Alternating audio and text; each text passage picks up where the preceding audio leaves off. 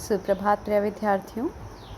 हमने अपनी online class के माध्यम से भीष्म प्रतिज्ञा पढ़ा। हमने जाना कि जो देवव्रत हैं उनका आगे चलकर नाम भीष्म पड़ जाता है और भीष्म अपने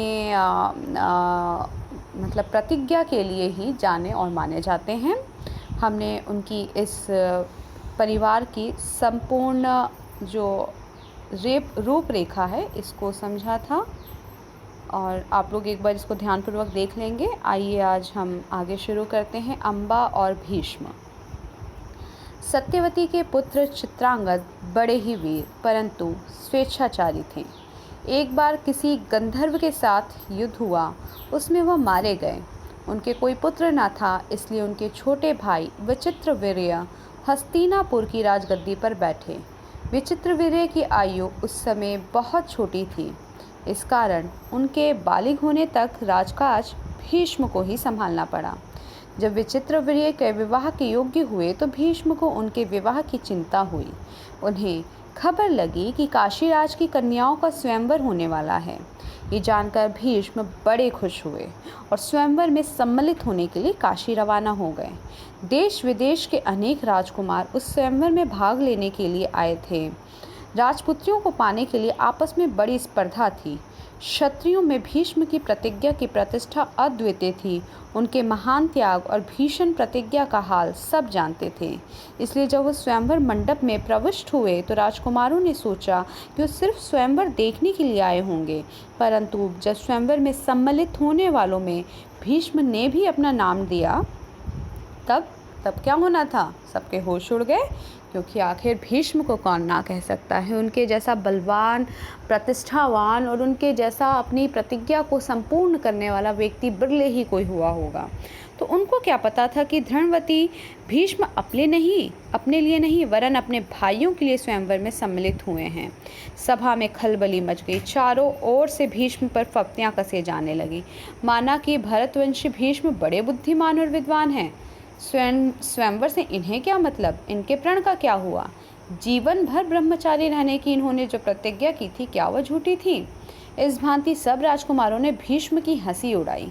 यहाँ तक कि काशीराज की कन्याओं ने भी भीष्म की तरफ से दृष्टि फेर ली और उनकी अवहेलना सी करके आगे की ओर चल दी। भीष्म इस अवहेलना को सह न सके। उन्होंने सभी राजकुमारों को हराकर तीनों राजकन्याओं को बलपूर्वक रथ पर बैठा लिया और हस्तिनापुर को चल दिए। सोबदेश का राजा शालव बड़ा वीर था। काशीराज की सबसे बड़ी कन्या अम्बा उस पर अनुरक्त थी और उसको मन ही मन अपना पति मान चुकी थी। शालव ने भीष्म के रथ का पीछा किया, उसको रोकने का प्रयत्न किया। इस पर भीष्म और शालव के बीच घोर युद्ध छिड़ गया। भीष्म ने उसे भी हरा दिया, किंतु काशीराज की कन्याओं की प्रार्थना पर उसे जीवित ही छोड़ दिया।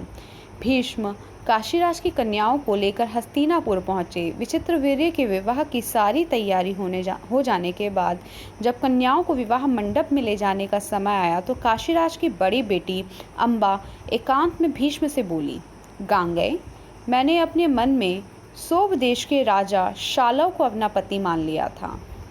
इसी बीच आप मुझे बलपूर्वक यहाँ तक ले आए। मेरे मन की बात जानने के बाद आप मेरे बारे में अब जो उचित समझे करें। भीष्म को अम्बा की बात जची।